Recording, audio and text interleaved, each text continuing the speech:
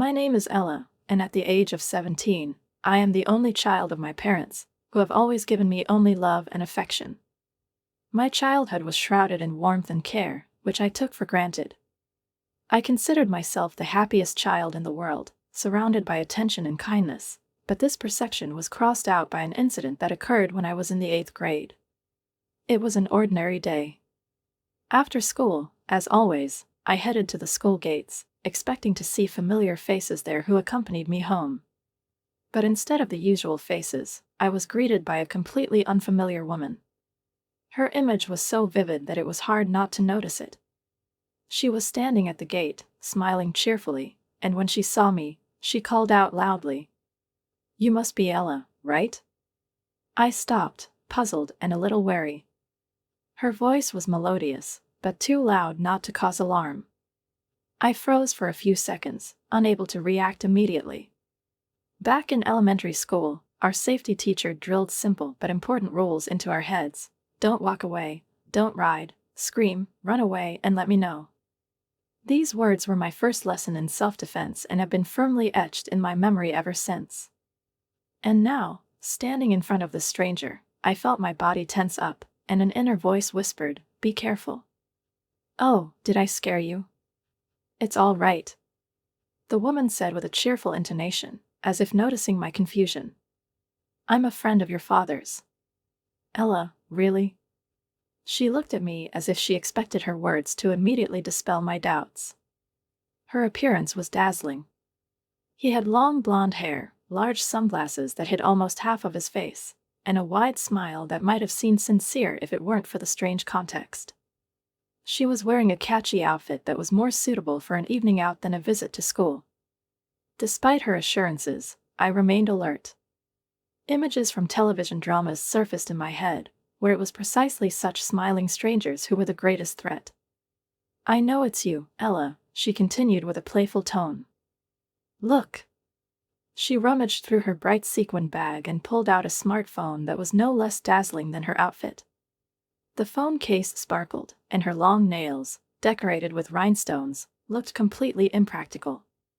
She handed me the phone, showing me the screen. There was a picture on the screen. My heart sank when I saw myself standing between my parents.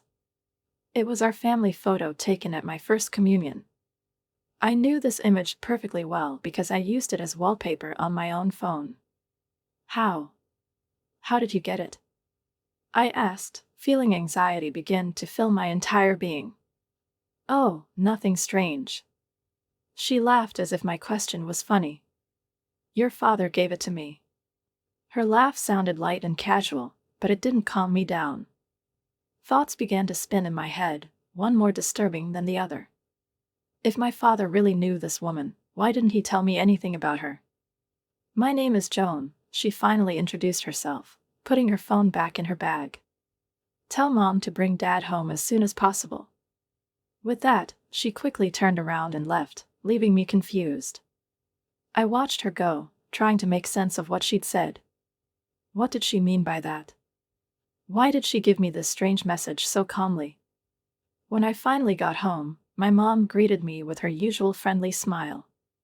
Her face was so calm that I decided not to tell her what had happened. On the surface, everything looked the same as always, but inside I was worried. Those few minutes at the school gates left in my soul a vague but strong premonition that this day would change a lot in my life. Life went on as usual. Everything seemed the same. My father remained the same kind, family-oriented man he had always been. He still aspired to his dream of becoming a fashion designer, despite the fact that his office work and household routine consumed almost all of his time. He was able to maintain an atmosphere of lightness, smile as if nothing was happening, and behind it lay his unfulfilled dream, like an unfulfilled wish that he had almost never tried to realize. He continued to attach importance to his projects, to some types of creativity, and it seemed that this steadfastness gave him strength. Mom, despite her benevolence and tolerance, suddenly became something restless and mysterious. I couldn't explain what it was. She continued to be the one who lovingly looked after the house, who supported my father and me in our every endeavor, but a strange shadow began to appear in her eyes, as if she was looking for something in herself that she could not find. I didn't understand it at first. Perhaps I was still too young to perceive everything that was happening with full awareness. But every day this shadow became more and more distinct, and despite my youth, I intuitively felt that something inside us had changed. My parents and I continued to lead our lives as if nothing had happened, as if nothing could disturb our well-being. Even when I moved from elementary school to secondary school, the atmosphere in the house did not change. They posed with me for photos at school events, laughing and smiling like all the other families, as if everything was normal. But deep down, I couldn't shake the feeling that something was wrong. This feeling became like a cold stone in my heart that I couldn't warm. It grew like an unresolved tension that could not be expressed in words, but felt like a heaviness in the air. It was not just anxiety, but a feeling that everything around had lost its clarity, and in this darkness there was some unknown fear. Shortly after I started high school, something happened that changed everything in my life. Mom became seriously ill, and her illness threatened to end her life. It wasn't a lie. I remember the day when, despite her weakness, she looked at me and said, as if nothing was more important than those words, "Ella, I won't live long." Her faint smile, full of sadness and farewell, seemed alien and inhuman to me. It was something I couldn't fully understand, couldn't accept. How could she say that? How could she look at me with such an expression in her eyes? I was silent, not knowing what to say. Her words seemed to pierce right through me, and I didn't know how to respond to them. It wasn't just a delusion or an unnecessary worry. It was a reality that I couldn't ignore. Back then, at that moment, I couldn't imagine how it would affect everything I knew about my world. I kept my worries to myself, hoping that the incident with the woman who met me at the gate was just a misunderstanding or a cool joke. I tried not to think about it, because the very thought that something had happened, something that would affect our family, seemed unbearably scary to me. But every day that cold stone in my chest got heavier and heavier, and I couldn't hide my fears anymore. Mom was getting weaker every day, and Dad was retreating into his own world more and more often, absorbed in his thoughts and dreams. We had become complete strangers to each other, and I was increasingly wondering what had happened between us, once happy, once inseparable. Why do I feel like we're going in different directions, even if everything seems the same? I felt that both Mom and I knew that this game that we continued to play made no sense, that we both understood that it was a temporary pretense, an attempt to preserve something valuable that was with us until the disease took it away. We did everything we could to keep her last days peaceful, even though we had no peace or understanding of how we would live on. We spent these days together endlessly pretending that everything was still okay, that everything would be fine. We laughed and talked about nothing, as if there were no merciless shadow that followed us. I tried not to think about what was really going on. It was like an illness, like a fog in my head that I didn't want to wake up from. Years later, when I was already in my third year of high school, it all began to seem far away and almost unreal. But the moment she left, when she was gone, it all came back, and it was hard for me to survive, to cope with what had happened. Her loss was heartbreaking, a pain that only those who have experienced it can understand. At that moment, the world seemed to freeze. Everything I knew was gone, leaving a void that nothing could fill. At the wake and funeral, my father flawlessly played the role of a grieving husband. He was standing next to me, his face contorted with pain, but the tears he was wiping away were a mirror image of mine. I saw his empty eyes, but there was something in them that I couldn't understand. He was devastated, he was alone, just like me. People came up, expressed their condolences, said how hard it was for us, how unfair it all was.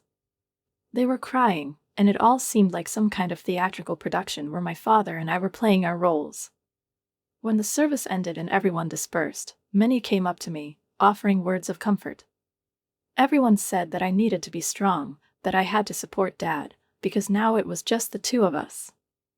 They didn't know that Dad, in fact, was no longer around, even when he was around.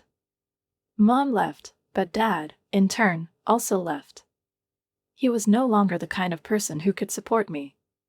He had become something of a stranger, even with all his outward steadfastness.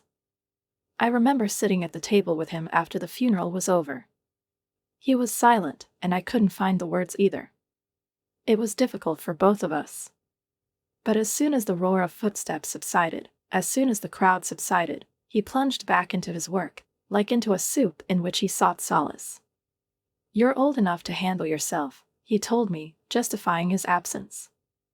I heard those words, but I couldn't understand how it was possible. How can I be old enough if I miss my mom? I tried to hold on, as everyone advised, to be strong, and time really became my ally. I've learned to hide my pain by hiding it behind a mask of normalcy. It was getting harder every day, but still I survived, as a person survives, getting used to a new reality in which there is no one who could have comforted me before. Now, years later, I realize that neither my father nor I have found the way to healing. We became like two lonelies connected by family ties, but at some point they began to break. He was busy with work, he was more and more absorbed in his work, and I, as it seemed to me, had to go my own way. Mom made a promise that I couldn't forget, to go my own way, even if that path was full of uncertainty and pain. But I did it anyway. I was trying to move forward, leaving behind the part of my life that was connected with my mother. But every move I made reminded me that behind every step I took there was this heavy, invisible trail, emptiness. The movers continued their work, carrying boxes and furniture, not paying attention to what was happening around them. The father stood with a frown, watching the process, until finally he gave them other instructions. He suddenly became particularly interested in getting some things back, and I was alarmed. His face, his manner of telling it, as if something important and inevitable, did not bode well. My heart sank when I saw him approach John, and there was something in his voice with cold determination. I couldn't keep quiet. My inner world seemed to collapse when my father, without looking at me, said, "This is Ella. My new wife. She will be your stepmother." I was stunned, everything came to a single point. Ella. My new stepmother. These words seemed to hit me in the chest, leaving me with a strange feeling that the ground was falling out from under my feet. I couldn't accept it. It was like someone had taken away the last piece of my home world. How is this possible? How can you just replace the person I knew and loved? My gaze immediately met John's eyes. His expression was confident, but at the same time cold. He knew it would be difficult, but he had already made his move. And here he is, in front of me, a new family member, a new person in our house, whom I could not accept in any way. I asked my father a question, feeling the tension growing. How can you? Why did you choose her? But my father just shrugged, his eyes hiding something I couldn't guess, and maybe didn't even want to know. He grinned, his face turned hard, and his words hung in the air like a threat. If you can't accept it, then maybe you should leave. You're just a kid, and you can't live on your own. His voice was cold and ruthless. I felt my chest tighten and my throat tighten. It was too much, and I didn't want to hear it. But I knew that this moment had come. It wasn't accidental. It was all part of something bigger, something I couldn't control. I stood there, unable to react. There was not the slightest bit of sympathy in his words. John stood by, pretending to be offended, and perhaps even ready to demand an apology, as if his feelings were more important than mine. He should have expected at least the slightest recognition from me, at least an attempt to understand him, but I was ready to stand my ground. I couldn't accept this new order, I couldn't accept her. She was a stranger, she had no right to be in our house, in our family. I took a step back and said cautiously, "I'm not going to live with her." My words hung in the air, and the silence that followed seemed like death. His father's gaze became even colder. He looked at me like he was trying to figure out if I was really ready for this. And he was probably surprised when I added, "I'll leave." Those words sounded firm, and I didn't hesitate. I couldn't stay in this house, I couldn't stay with them. My father, like John, did not expect me to be so determined. I could already feel how this house was no longer mine, how the walls were becoming alien and hostile. He said something like I didn't know what I was saying, that I needed to stay by his side, but I couldn't go back. I calmly went to my room to pack my things. Although there weren't many of them, I moved most of what was important to me a long time ago. It was important. I had to leave my mark on this house. I had to reserve the right to decide what would happen next. As I packed my things, I felt my hands tremble, but there was no fear inside me. There was only a strange calmness. I knew it was my choice, and I accepted it. His voice softened slightly, as if he was looking for something in it that could connect us again, even though I knew it was no longer possible. "Ella, it's Dad. Have you forgotten my voice?" I froze in place, and something inside me tightened. "Would you like me to forget?" I thought to myself, but I didn't say a word out loud. Silence was my answer, even if my gaze betrayed me. "Ella, help me. I'm in trouble. You wouldn't turn your back on your own father, would you?" His pleading tone was almost nauseating. He knew exactly how to hit a sore spot, how to bring me back to where it all started, at a time when I could still be there, when I was not yet repulsed by his betrayal. But I was stronger. "I won't let him play on my affection again," I calmly replied, not letting my emotions break through. "I don't have a father." I remember him falling silent for a few seconds, and the silence on the phone line seemed to engulf everything around him. I heard him take a deep breath, and then he finally continued. "It's me, your father. Could you help me, Ella? Think about your family." The word family came out of his mouth, as if he thought it would get me back on track. But I wasn't the same person I used to be. My family is not him, not the man who stood in front of me, not the one who was once my support. My family is now me, my principles, my strength, my determination. I couldn't afford to become weak again. Not after everything that happened. Not after he betrayed me, my mother, everything I once loved. I took a deep breath to say the last, crucial phrase, and without letting him get in a word, I said, "You are mistaken. Please double-check the number you are dialing." I didn't expect an answer. I just hung up and turned off the phone. That's it. This part of my life is over. I won't let him disturb my peace anymore, even if he looks for me everywhere, even if he tries to find my weakness again. I did it. And now I'm not coming back. But the next day, literally the next morning, when I hoped that this conversation would remain only in my memory, they appeared. My father and his partner John. They came to Grandma's. I immediately realized that all this was not an accident. They were watching me. They were trying to get me back into their game, to fit me back into their roles, which I had rejected a long time ago. But I wasn't ready to give in. I knew what I had to do. My body tensed like a string when I saw them standing at the door, as if everything I had experienced was just an eclipse before what was about to happen. And I, as if automatically, went to the door, not letting them enter. "You don't belong here," I said, and my voice was quiet but firm as ever. They didn't expect this from me. John tried to speak, but I wasn't listening. All I had to do was chase them away, put them in their place. My heart did not flinch, even when I saw the pain in my father's eyes when he tried to say something, as if his whole life was connected with bringing me back to the role that I had renounced.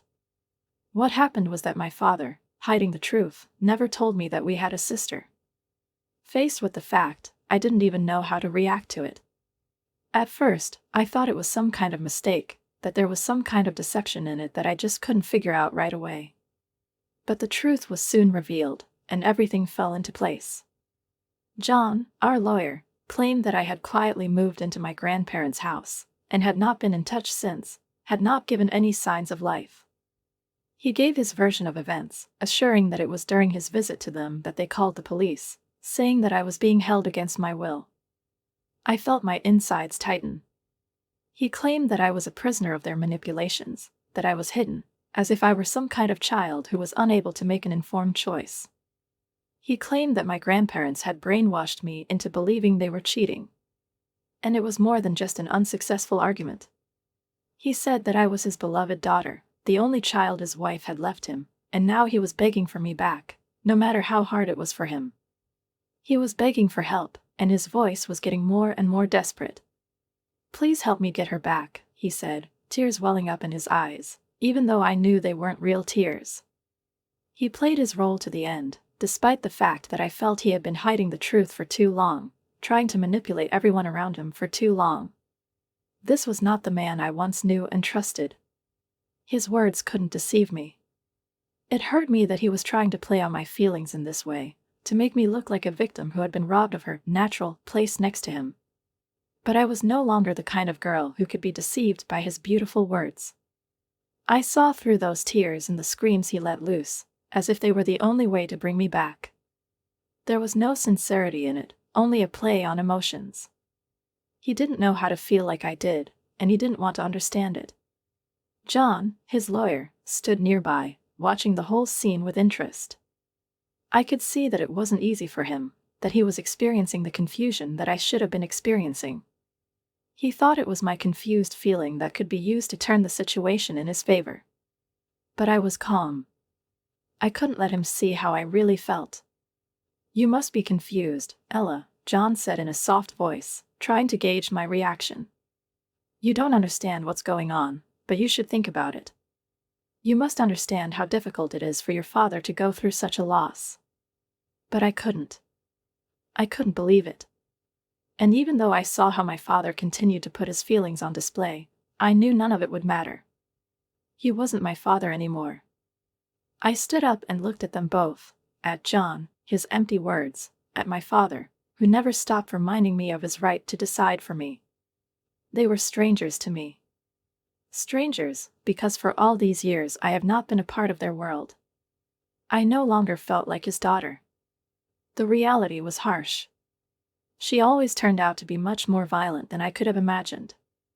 After my mother's death, I received a letter addressed to my grandparents. It was a strange letter, full of strange, heavy words that seemed to come out of the past, from the world that I was ready to leave behind. It revealed my mother's growing suspicions about my father's loyalty. Even though she had once adored him, her intuition had always been strong. She felt that something was wrong. And when this intuition told her that something was hiding, she started digging, which did not lead to good results. Her mother had heard rumors more than once that her father was with her only because of her wealth. All these conversations seemed absurd to her, until one day, at some point, her own suspicions began to be justified. How she hoped that after my birth we could be a real family. She believed that it would change him, that family, love, and children would be what finally made him change. But the truth was different, and when she found out about his infidelities, about his deceptions, everything in her life collapsed. The letter that she would have once sent in a fit of love has now become her last attempt to put an end to what has become her nightmare. I thought that everything related to my parents would remain in the past, but now I realized that the man whom I considered a caring father was just a skilled manipulator. He skillfully hid his real motives behind a mask of family loyalty, changing personalities, hiding his true face. His whole behavior was built like a model that gathered all its details to create the illusion that family was his real goal, his real value. But that was a lie. He was a man who could sever all ties at any moment if it was beneficial. My revelation was the moment when I realized that I couldn't be a part of this game anymore. I stopped being his daughter. I was ready to fight for the truth, even if it meant going out to fight the one who was my father. I prepared all the documents and started thinking about the future, about how I could free myself from these bonds that held me down. The day I met John, he wasn't just a lawyer. He was the kind of person who tried to play by his father's rules, trying to use me to keep things the same. But I couldn't just give in. I was already different, and they all knew it well. I gave up everything that connected me with this man. I didn't want to be a part of his lies. I didn't want to be his pawn in this game, in which he once taught me that family is a perfect facade, but inside everything was destroyed. The moment I met John, I realized that this was the last chance for me. I could have believed the lie again, become a part of that pain, of that past, but I couldn't. I couldn't afford to bring back that girl who believed that everything could be fixed, that everything could still be the way it used to be. My father knew that I would not give up. I was ready to fight for my freedom, for my truth. But it wasn't that easy. This war was not only against him, but also against everything that I once considered my home, my family. I didn't know where I would end up, but I knew one thing. I was no longer the kind of person who expected someone to fix her life. I was ready to do it myself. In the end, despite all the bitterness and shattered dreams, my mother refrained from filing a lawsuit. She made this choice not out of weakness, but out of reasonable prudence, realizing that the trial, no matter how long it took, would not bring significant financial benefits. All she could have won was just an excuse, but she decided that it was more important for her not to destroy the remnants of her strength in an empty struggle. Instead of fighting in court, she left the club and severely limited her employment prospects in elite institutions. Her mother did this consciously, knowing that her future career would most likely be devoid of its former brilliance, but she was left with one thing that was above all else: her dignity and her own path. The trial continued, and the victory might not bring what I expected, but my determination was adamant. I refused to let them go so easily, despite everything that was happening around me. They had unleashed all their lies on us, and now I was ready to fight to the end. My main goal is justification. I couldn't let their manipulation and betrayal go without consequences. I wasn't going to give up, no matter how hard it was. Meanwhile, my father's professional life collapsed. He was able to gain a foothold in his position thanks to his connections, thanks to a status, which he easily used to get into the company. This was not the result of his merits, but the influence of my grandfather and his position as a son-in-law, which provided him with protection from any criticism. He knew that his actions would remain without consequences, because everyone saw him as part of the family, and his status justified many things. But when my mother kicked him out of the house, when his long-standing relationship with John was revealed, it became obvious that everything that once seemed unshakable was crumbling. My father's reputation, so carefully built, began to fall apart like a house of cards. The abilities hidden behind the facade, which seemed to help him in life, suddenly turned out to be just a mask hiding his true incompetence. Whether it was an accident or a pattern, it soon became clear that his only real talent was the ability to pretend. His numerous manipulations, his ability to hide his own shortcomings and erroneous decisions, which previously seemed so artfully disguised, have now become visible to everyone. He could no longer hide his emptiness, his inability to really achieve anything. Pressed by the truth, he found himself facing public contempt. His reputation was irrevocably tarnished. Despite his attempts to stay afloat, appeal to old connections and manipulate the situation, it was all in vain. Colleagues and clients began to avoid him. His career could be considered ruined, and although he continued to try to hold on, there was an obvious panic on his face that he couldn't hide. Now he was not just a loser, he became a symbol of hypocrisy and empty promises. And all this was happening in front of my eyes. I watched him fall, and even though he was the one who gave me life, I couldn't feel anything for him except bitterness and disappointment. Everything I once knew about him turned out to be a lie. He was far from the ideal that I had pictured in my head. No matter how hard I tried to keep my feelings at bay, the real reality couldn't be hidden. After all, everything I'd been through, pain, betrayal, loss, was just part of a larger pattern that I couldn't ignore. But the path I took made me strong, and I was no longer someone who was willing to forgive, forget, or turn a blind eye to the truth. I was learning to be myself, learning to make decisions that helped me survive. My struggle for justice, for the right to be heard, for the right to be not just a daughter, but a person who has the right to her own life, has not passed without a trace.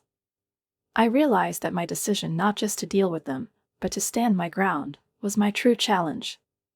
I knew I couldn't bring back my mother or my childhood, but I could bring back my own life, and that was the most important thing. The trial went on for months, moving from one stage to the next, but I was ready to endure whatever it brought. Grandma and Grandpa became my main reference points. I couldn't believe that they were once part of the very family where everything seemed so perfect. But now I've realized that the truth always comes out, even if it's hidden behind a facade of hypocrisy. At some point, I stopped looking for the strength to forgive myself. I no longer wanted to be just that person who puts up with everything for someone else. My inner world demanded order and justice.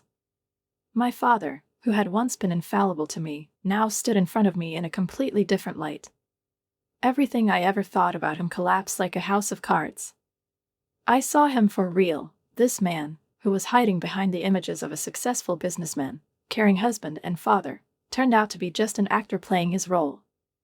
His talent was not to build something real, but to pretend, hiding his incompetence behind beautiful words and skillful manipulations. Every day he became more and more pathetic. His attempts to save face were not successful. After all, his reputation was irretrievably ruined. The people who once admired him have now turned their backs on him, and he has found himself in complete isolation. But there was no joy in seeing him fall. The pain he caused me and my mother couldn't be erased by this. I wasn't looking for revenge. I was looking for answers. And perhaps that was my inner triumph, to realize that sometimes victory is not about breaking the enemy, but about freeing myself from his power over me. At some point, I realized that, despite everything, I still love him. But this love was no longer blind. She was freed from all illusions, devoid of pity. It was a love for who he could have been if he hadn't been mired in his own world of manipulation and lies. And yet I accepted it. I realized that my life, my freedom, is a real victory. I was getting further and further away from them. From my father. From John. From the family that was once my world. But now I was creating a new world. I didn't need their approval, their love, or their presence to be a complete person. My new life was my own, and I was ready to live it according to my own rules. In the end, when everything calmed down and the court proceedings were over, I was left alone. But I wasn't really alone. I was free. I was a force that didn't need to look back anymore. And maybe that was my real beginning. Everything that happened, even if it didn't bring the promised victories, still made me stronger. For the most important truth was that I was never weak, even at times when it seemed like the whole world was collapsing around me. Now I knew that the way forward was my path, and I no longer needed to seek other people's permission in order to follow it.